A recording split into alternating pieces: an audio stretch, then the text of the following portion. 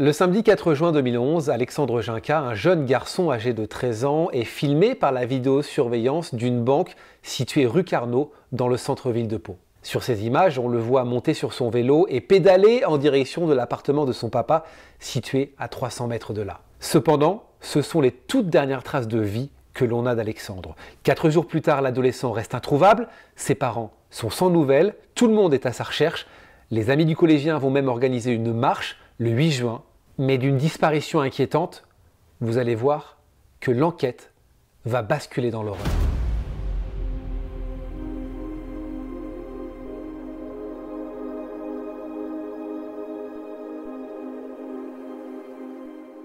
Salut, je suis ravi de vous retrouver, j'espère que vous êtes en pleine forme. Belle année, encore une fois, on a jusqu'à la fin du mois de janvier pour se souhaiter les vœux, donc je vous envoie le meilleur évidemment pour cette année 2022. Santé, on le dit à chaque fois, mais c'est super important. Travail, réussite, en tout cas que tous vos projets se réalisent. Concernant cette chaîne, je voudrais vous remercier. Je le dis à chaque fois, mais c'est important pour votre soutien. Vous êtes de plus en plus nombreux, donc merci pour ça. Et on va continuer en 2022. J'ai plein d'affaires en tête, plein d'histoires à vous raconter, notamment des histoires et des affaires françaises. Alors jusque-là, je n'avais pas vraiment abordé les affaires françaises. J'en avais abordé aucune, d'ailleurs. Ce sera la première aujourd'hui, tout simplement parce que ce sont des histoires françaises et que les familles peuvent plus facilement tomber sur les vidéos. Et c'est très important pour moi que les familles qui tombent sur les vidéos ne soient pas offensées par, d'une part, les commentaires. Alors, je n'ai pas à me plaindre pour l'instant. Sincèrement, 99% des commentaires écrits sur mes vidéos sont intelligents, sont constructifs, sont plutôt bienveillants, très bienveillants. Donc merci pour ça. Le 1% qui reste, il y en a partout évidemment. Donc je voudrais vous remercier pour ça. Et je ne veux pas que les familles se sentent offensées aussi par le contenu de la vidéo. C'est pour ça que c'est important pour moi, si je parle d'une histoire, d'une affaire française, que les faits soient relatés de A à Z tels qu'ils se sont passés, comme je fais finalement toujours. Mais voilà, une vidéo sur une affaire française est plus facilement vue par justement les familles. Donc c'était important pour moi de préciser tout ça. Et j'ai dans l'idée évidemment de traiter plusieurs true crime français récents aussi, mais j'ai envie d'apporter quelque chose en plus dans ces vidéos. Vous l'avez très souvent relaté d'ailleurs dans les commentaires. J'accorde beaucoup d'importance à ce que pourra ressentir la famille. Et donc à chaque fois que je prépare des vidéos sur des affaires criminelles françaises, ça a été le cas notamment pour l'histoire d'Alexandre Ginca que je vais vous raconter dans quelques instants, j'essaie de contacter, en tout cas d'avoir le ressenti, d'avoir la version, d'avoir le récit des familles. Dans le cadre de cette vidéo, j'ai essayé de contacter la maman d'Alexandre, Valérie, le papa aussi d'Alexandre. Je n'ai pas réussi à le faire tout simplement parce qu'ils n'ont pas forcément les réseaux sociaux ou parce que ils ne regardent pas leurs mails ou parce que voilà, ils ne répondent pas aux sollicitations. Dans tous les cas, l'histoire d'Alexandre Ginca que je vous dévoile aujourd'hui est une histoire qui a marqué la ville de Pau et qui a marqué aussi la justice française. 2 ans d'enquête pour cette histoire. 2 ans, c'est très long pour des parents qui ont perdu leur fils. On rentre dans l'affaire criminelle d'Alexandre Ginca. C'est parti. 2 ans d'enquête, des centaines de perquisitions, 320 000 appels téléphoniques passés au crible, des expertises scientifiques pointues, des profils de suspects étudiés de très près. Voilà ce que représente l'affaire criminelle d'Alexandre Ginca que je vous raconte aujourd'hui.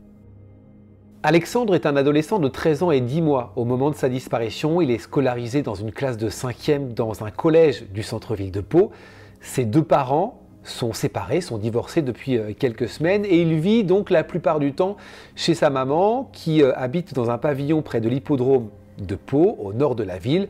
Et il passe donc quelques week-ends par mois chez son papa qui lui habite dans un appartement près des Halles à Pau. Pour décrire la personnalité d'Alexandre, ses parents et ses amis sont tous d'accord pour dire que c'est un garçon sociable, sensible, aimable. Il a ce style skater parce qu'il adore le skate et le hand qui lui va très bien. Et puis il se coiffe très souvent les cheveux plaqués sur le côté, un peu à la surfeur. En tout cas, c'est clair, c'est un ado sans histoire et il est aimé par tout le monde. Ce fameux samedi soir-là, ce fameux samedi 4 juin 2011, Alexandre va quitter son groupe d'amis avec qui il vient de passer la soirée dans le quartier Saragosse à Pau. Il va d'ailleurs envoyer un SMS à son papa dans la soirée parce que ce week-end-là, il le passe chez son père Et ce SMS sera envoyé précisément à 21h50. Dans le SMS, il lui dit qu'il rentrera aux alentours de 23h, mais qu'il n'aura pas mangé. Et donc 1 heure après avoir envoyé ce SMS, à 22h45, Alexandre monte sur son vélo et la dernière image d'Alexandre sera donc enregistrée à 22h51 par une caméra de vidéosurveillance d'une banque qui est située rue Carnot dans le centre-ville de Pau. C'est la toute dernière image qu'on aura d'Alexandre parce qu'après ça, il va disparaître dans la nature. Il ne va pas rentrer de la nuit chez son papa, Philippe Ginca, qui lui forcément va s'inquiéter et le lendemain matin, Philippe Ginca va prévenir la maman d'Alexandre. Les deux vont évidemment se rendre au commissariat, vont prévenir la police. On peut l'imaginer, Valérie et Philippe sont très inquiets, très angoissés. Cependant, la question qu'on peut se poser, c'est pourquoi n'avoir pas réagi plus tôt ? 19 heures se sont écoulées depuis la disparition d'Alexandre et c'est un terrible retard à l'allumage pour démarrer l'enquête. L'instinct maternel de Valérie lui fait d'ailleurs craindre le pire. D'autant qu'il y a un premier élément qui va semer le doute dans la tête de la famille. Le vélo d'Alexandre sera retrouvé le dimanche soir, attaché avec son antivol à un poteau rue Gallos, à quelques mètres de l'appartement du papa d'Alexandre. Et forcément, toutes les questions sont possibles. Pourquoi le vélo d'Alexandre est-il attaché avec son antivol pas très loin de l'appartement de Philippe? Est-ce qu'il a fugué? Est-ce qu'il a disparu volontairement? Ou au contraire, est-ce qu'il a fait une mauvaise rencontre? Le lundi matin, après la découverte du vélo, Valérie, la maman d'Alexandre, va commencer à imprimer des tracts pour les accrocher un peu partout dans la ville. Elle va contacter les médias locaux, les réseaux sociaux aussi vont se mettre en place. Alors il faut comprendre qu'on est en 2011, c'est un peu le début des réseaux sociaux, de Facebook, etc. Donc tout ça, en tout cas sur Internet, va se faire lentement. Mais les parents d'Alexandre vont avoir l'appui de la mairie de Pau, qui va très vite distribuer des milliers de formats A4 chez tous les commerçants de la ville, avec évidemment le visage d'Alexandre, des grandes affiches. Alexandre a disparu sur les bus, dans les boîtes aux lettres. Clairement, vous le comprenez, à ce moment-là, et rapidement, hein, c'est toute une ville qui se met en ébullition pour retrouver Alexandre. Parce que dans la tête des habitants, des gens, c'est clair, plus on agit rapidement, plus on a des chances de retrouver Alexandre en vie. Malheureusement, tous les espoirs de retrouver Alexandre vivant vont s'effondrer après cette macabre découverte. Le dimanche 26 juin 2011, on va retrouver un fémur sous le Gave de Pau. Alors pour ceux qui ne connaissent pas le Gave de Pau, c'est une rivière, on est dans le sud-ouest de la France, dans les deux régions Occitanie et Nouvelle-Aquitaine. Et au moment de la découverte, dans la tête des gens et peut-être aussi dans la tête des familles, on ne se fait plus trop d'illusions parce qu'il faut savoir que dans la région à cette époque-là, il n'y a seulement que 2 disparitions qui ont été signalées. Une personne disparue depuis quelques années à Orthez, pas très loin, et celle d'Alexandre.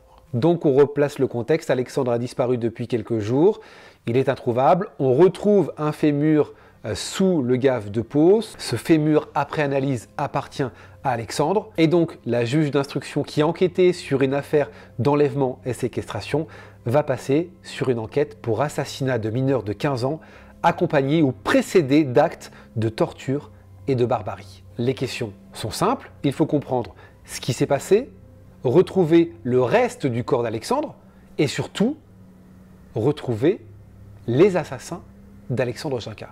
Une de ces questions va trouver réponse 4 mois plus tard. La dépouille d'Alexandre sera repérée sous une digue, dans un secteur qui avait pourtant été quasiment fouillé lorsque l'on a découvert le fémur d'Alexandre ce fameux dimanche 26 juin 2011.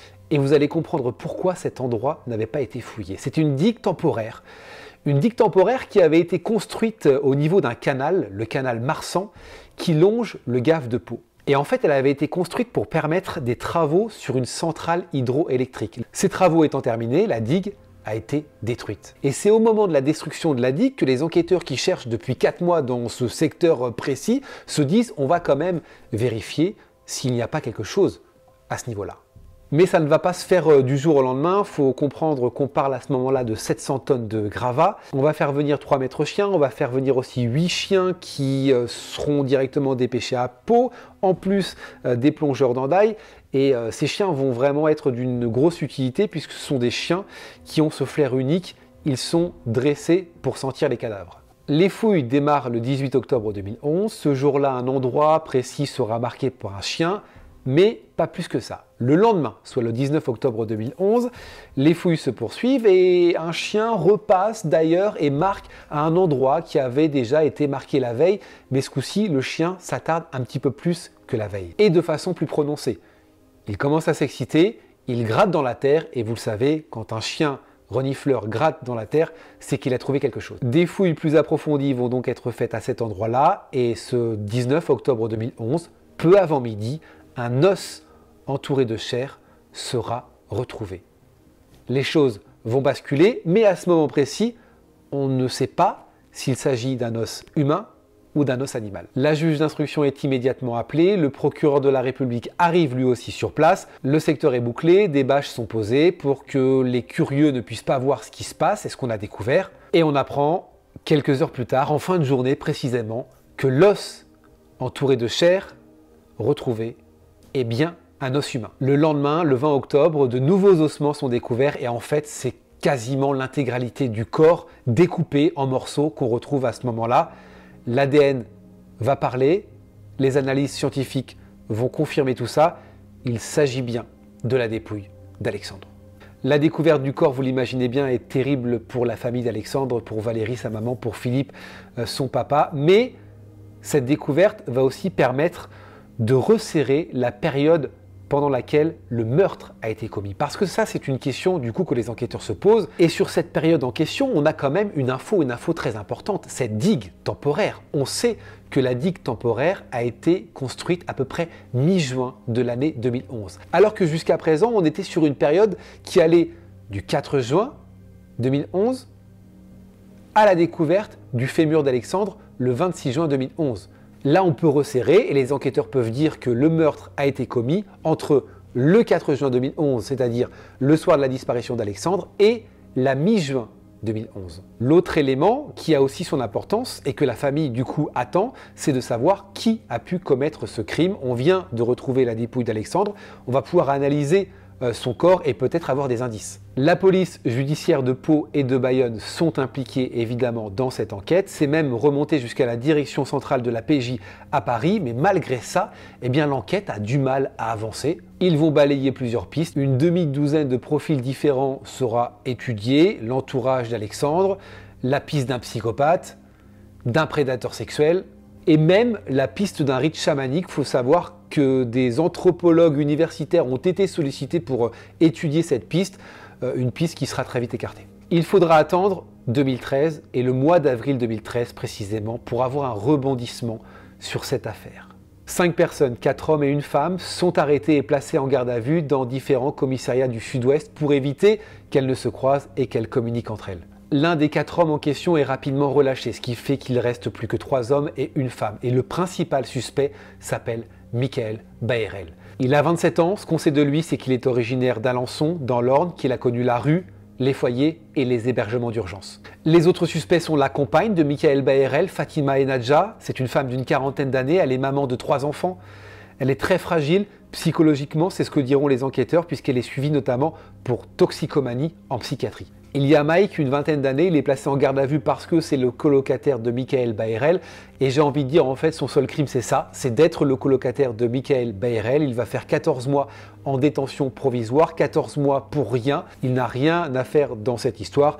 Et d'ailleurs, eh bien, il va obtenir une réparation de l'État pour cette détention provisoire. Et enfin, le dernier homme placé en garde à vue est un profil totalement différent de ce qu'on a pu voir auparavant. C'est un homme de 74 ans, il s'appelle Claude Ducos, artisan, électricien, retraité, qui habite à Cabidos, c'est un petit village dans le nord du Béarn. Un homme sans histoire qui est plutôt connu d'ailleurs dans son petit village parce qu'il donne des coups de main à droite, à gauche. C'est aussi un chasseur. Alors la question qu'on se pose, c'est que vient-il faire dans cette histoire? Pourquoi est-il mêlé à Alexandre Ginca et au meurtre surtout d'Alexandre Ginca? En fait, en creusant, les enquêteurs vont se rendre compte que Claude Ducos a un lien avec le milieu marginal qui évolue dans l'hypercentre de Pau. En fait, il s'avère que Claude Ducos a des relations homosexuelles tarifées avec Michael Baërel. La question que vous vous posez et que je me suis posée aussi, c'est comment les enquêteurs sont amenés à s'intéresser à ces personnes. Vous allez voir que c'est assez surréaliste puisque ça part d'une écriture, d'une dédicace laissée sur le registre de condoléances qui avait été laissé en mairie par la maman d'Alexandre, Valérie, qui l'a ramené d'ailleurs chez elle après l'enterrement de son fils en juillet 2012.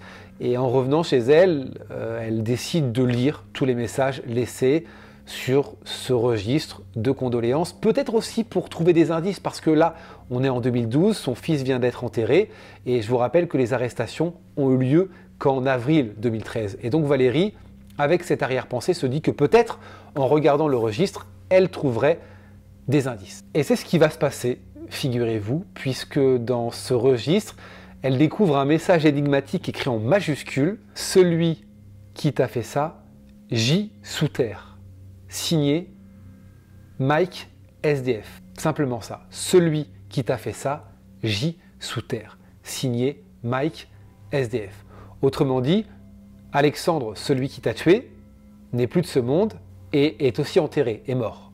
Et donc la maman d'Alexandre va aller voir les enquêteurs avec cette dédicace, elle va leur montrer, et les enquêteurs vont s'intéresser, eux, à la signature de cette dédicace, Mike SDF, parce que c'est cette fameuse signature qui va aiguiller les enquêteurs vers ce milieu marginal palois. Ils vont croiser toutes les téléphonies de ce milieu marginal notamment, et dans leurs recherches, eh bien, ils vont trouver que quelques jours après l'enlèvement et l'assassinat d'Alexandre, effectivement, un SDF est décédé. Et ce SDF a évidemment un prénom et un nom, il s'appelle Christian Pierre, et suivez bien, ce Christian Pierre connaissait Michael Baërel, Fatima Enadja, Mike et par ricochet Claude Ducos qui lui donc connaissait ce milieu marginal-là parce qu'il avait des relations homosexuelles tarifées avec Michael Baërel. En gros c'est un cercle tout ça.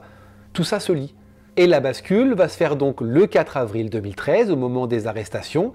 Michael Baërel avoue avoir été présent sur le lieu de la disparition d'Alexandre, qu'il était là au moment de son agression. Donc là, on apprend quelque chose en plus. Alexandre a été agressé. Et si Michael Baërel parle, c'est notamment grâce à son avocate qui, après de longues heures de conversation, l'a poussé à parler pour libérer sa conscience. Et dans la nuit du 4 au 5 avril 2013, Michael Baërel va aller encore plus loin puisqu'il va faire un dessin, un schéma des berges du Gave de Pau, là où a été retrouvé le corps d'Alexandre. Donc, pour résumer, 2 ans après l'enlèvement et le meurtre d'Alexandre Ginca, 4 personnes sont donc mises en cause dans cette affaire. Michael Baërel, c'est le principal suspect, sa compagne Fatima Enadja, Mike et puis Claude Ducos, avec qui Michael Baërel avait eu des relations sexuelles tarifées. Ces 4 personnes vont passer 96 heures en garde à vue. Je mets encore dedans Mike, le colocataire, qui sera lavé de tout soupçon 14 mois plus tard, mais au moment précis de la détention, il fait partie des suspects. Puis les 4 vont être mis en examen, mais avant de passer devant la cour d'assises, il y a une étape clé, le passage devant le juge des libertés et de la détention. Et ça, c'est un moment important parce que c'est une audience qui reste publique et vous l'imaginez, c'est une affaire qui fait grand bruit à Pau, mais en France. Donc tous les journalistes français arrivent au tribunal de Pau et évidemment les curieux sont là dans la rue pour essayer d'apercevoir les suspects. On a une atmosphère et une ambiance à ce moment-là qui est pesante, qui est lourde, qui est limite terrifiante. Et je crois que c'est vraiment le moment qu'on sent à ce moment-là qu'on a franchi une étape dans cette enquête. Surtout que les suspects vont commencer à parler et le scénario de cette fameuse nuit-là va se dessiner, j'ai envie de dire enfin. Michael Baërel, en premier, il va dévoiler ce qu'il se serait passé le soir du 4 juin 2011. Il reconnaît avoir agressé Alexandre à l'aide d'un marteau, mais il explique qu'il n'était pas seul ce soir-là. Il était accompagné de 2 hommes, 2 connaissances qui fréquentaient également le milieu marginal du centre-ville de Pau. L'un est décédé entre-temps, il ne pourra pas être interrogé, c'était ce fameux Christian Pierre. Mais l'autre est bien en vie. Il s'appelle Christophe Camille, il a une vingtaine d'années, il est suivi depuis quelques années maintenant pour des problèmes psychologiques et il craquera d'ailleurs beaucoup plus tard, 1 an plus tard, le 5 juin 2014 précisément. Après une audition assez musclée, il dira effectivement « j'étais bien présent ce soir-là ». On commence à y voir plus clair, le scénario se dessine peu après 22h50, au moment où l'on voit Alexandre sur cette fameuse vidéosurveillance. Christophe Camille, Michael Baërel et donc Christian Pierre croisent Alexandre sur son vélo et l'alpague. Il l'alpague pour son téléphone portable. Alexandre va tenter de résister, va tenter de parlementer, mais il n'aura pas vraiment le temps parce que Michael Baërel va le frapper violemment à l'aide d'un marteau qu'il tenait dans sa main Le coup d'ailleurs sera tellement violent qu'Alexandre Ginka décédera sur le coup. Il est ensuite amené dans un appartement situé pas très loin du lieu de l'agression qui s'avère être l'appartement de Fatima Enadja, la compagne de Michael Bayrel, avant que son corps ne soit à nouveau transporté dans un autre appartement un peu plus éloigné du centre-ville, appartement qui appartenait à Christian Pierre. Après ça, il y aurait une autre étape où Claude Ducos viendrait du Nord Béarn en voiture pour récupérer le corps d'Alexandre, pour l'emmener à un endroit qu'on ne connaîtra jamais. Il aurait découpé à ce moment-là le corps d'Alexandre. Il serait revenu le 16 ou 17 juin pour enterrer le corps d'Alexandre sous la digue à côté du Gave de Pau. Et ça, eh bien, ça se vérifie au vu de la téléphonie, mais il faut savoir que Claude Ducos ne reconnaîtra jamais ces faits-là. Après le scénario, après les aveux, notamment les aveux de Christophe Camille en juin 2014, eh bien, il est temps de reconstituer les faits. Une reconstitution de la nuit d'horreur va prendre place dans le centre-ville de Pau. Ce sera tout un quartier qui va être bouclé. Vous imaginez que c'est attendu, évidemment, gros dispositif. Cette reconstitution va durer 8 heures, c'est long, c'est éprouvant, c'est difficile. Cette reconstitution est là pour essayer d'essuyer certaines zones d'ombre, notamment cette question où a été entreposé le corps, parce qu'on n'a pas de vérité dessus. Comment et où Alexandre a-t-il été démembré? Il faut savoir que Claude Ducos participe à cette reconstitution parce que c'est lui qui est visé dans la découpe du corps notamment. Cette reconstitution ne va pas apporter grand-chose, on ne va pas apprendre forcément plus que ce qu'on a appris, mais il va y avoir un moment fort, un moment important pour la famille dans cette reconstitution. Véronique, la maman d'Alexandre, est bien sûr présente à cette reconstitution et à un moment donné, elle décide d'aller voir l'avocat de Michael Bayrel et voici ce qu'elle lui dit. Elle lui dit « J'aimerais voir le visage de votre client, j'aimerais voir le visage de l'assassin de mon fils, j'aimerais voir le visage de Michael Bayrel parce que depuis le début de la reconstitution, il est quasiment impossible de voir son visage, hein, il est camouflé sous une capuche et dans cette reconstitution, il va y avoir une pause et pendant la pause, eh bien, l'avocat de Michael Bayrel va parler donc à son client et va lui parler de la requête de la maman d'Alexandre. La discussion va durer. Et Michael va même demander à son avocat ce qu'il doit faire. Et son avocate, parce que c'est une avocate qui le défend, va lui suggérer d'enlever sa capuche et de montrer son visage, ce qu'il va faire. Et ce sera donc, vous l'avez compris, la première fois que la maman d'Alexandre, que Valérie, verra le visage de l'assassin de son fils, le visage de Michael Bayrel, quasiment un an plus tard, fin de l'année 2015, l'ordonnance de mise en accusation devant la cour d'assises est formulée par la juge d'instruction, mais il va y avoir une surprise. Il va y avoir une surprise parce que les mises en examen ne sont plus mises en examen pour enlèvement et assassinat, mais pour vol avec violence ayant entraîné la mort d'un mineur de 15 ans. Alors même si Alexandre avait moins de 15 ans, c'est la formulation. Il y a deux mises en examen pour ce qualificatif, Michael Bayrel et Christophe Camille. En fait, pour comprendre ce changement de qualificatif, il faut comprendre que c'est une stratégie judiciaire. Je vais vous expliquer pourquoi.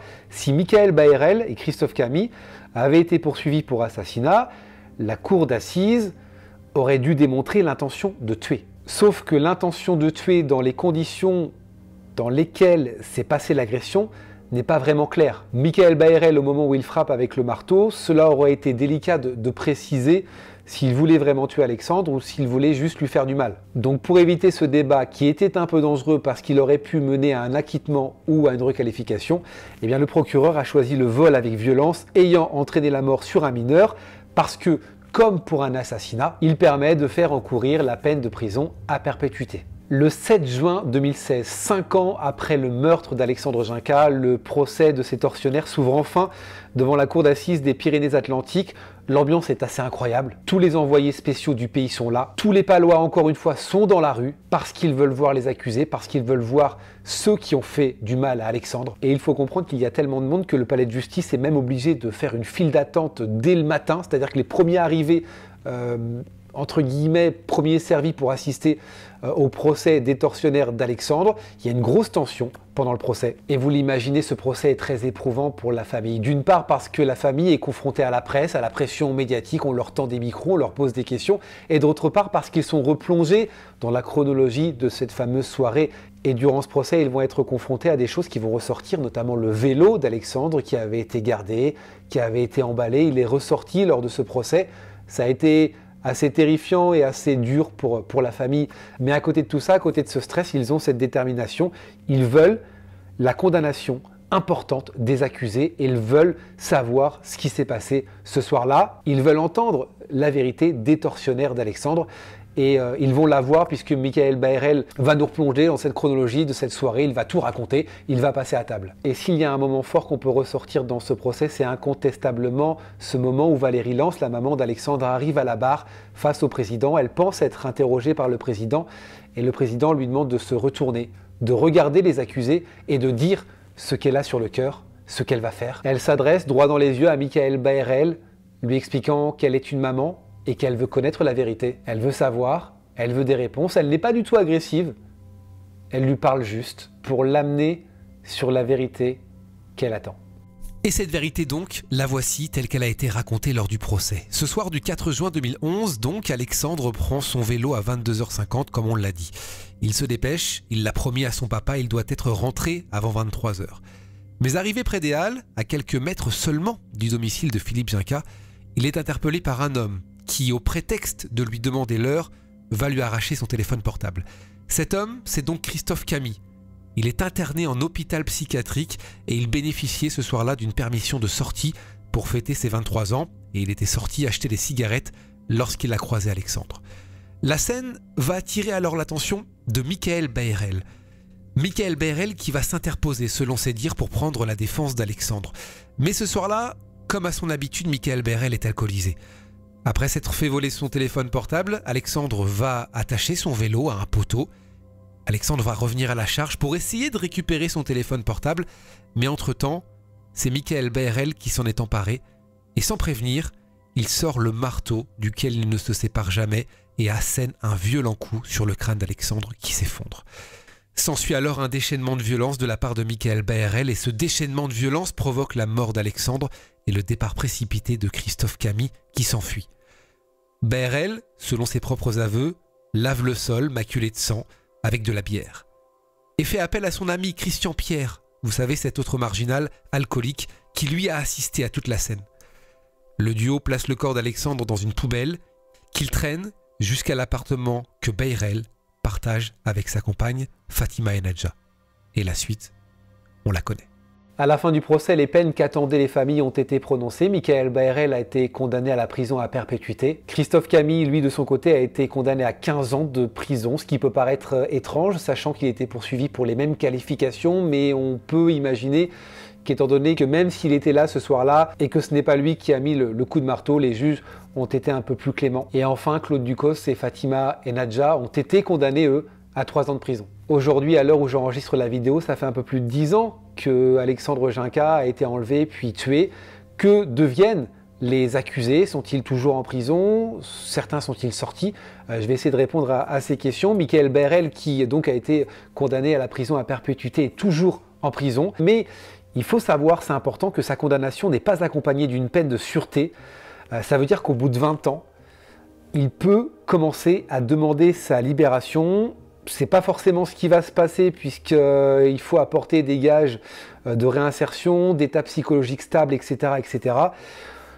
Donc en 2036, il pourra demander à être libéré puisque je rappelle qu'il a été condamné en 2016. C'est la même chose pour Christophe Camille qui lui pourra être libéré en 2031. Je vous rappelle qu'il a été condamné à 15 ans de prison. Et puis les deux derniers, Fatima Enadja et Claude Ducos, sont déjà sortis de prison.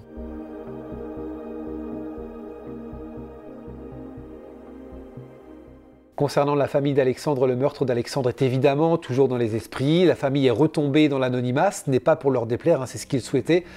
Aujourd'hui, ils essaient de se reconstruire, ils essaient de reprendre une vie normale, même si on ne peut pas reprendre une vie normale après tout ça. Ils essaient d'avancer en tout cas, c'est ce qu'il ressort. Et je sais que la maman d'Alexandre, Valérie, le 4 juin 2021, donc il n'y a pas si longtemps que ça, pour les 10 ans du meurtre d'Alexandre, a demandé à tous les habitants de Pau d'allumer une bougie en mémoire de son fils. Voilà, c'est la fin de cette histoire, c'est la fin de cette vidéo. Je vous remercie d'avoir été présent jusqu'à la fin. J'espère que je vous ai éclairé sur cette affaire sordide. On a une pensée évidemment pour la famille d'Alexandre. Peut-être qu'elle tombera d'ailleurs sur cette vidéo. Donc je vous demande s'il vous plaît d'être plutôt bienveillant, mais encore une fois vous l'êtes, en ce qui concerne vos commentaires. Si vous avez des questions, si vous souhaitez que j'aborde d'autres affaires françaises, n'hésitez pas, je le ferai avec grand plaisir. Ça prend du temps.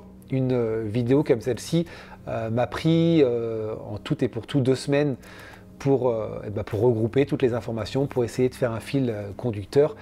Et voilà, donc forcément ça prend un peu de temps, donc soyez indulgents aussi dans le temps d'attente des vidéos. Mais encore une fois, vous l'êtes. Donc merci à tous, je vous souhaite de passer du bon temps, prenez soin de vous, c'est important, et n'oubliez pas, la vérité n'est jamais très loin. Salut.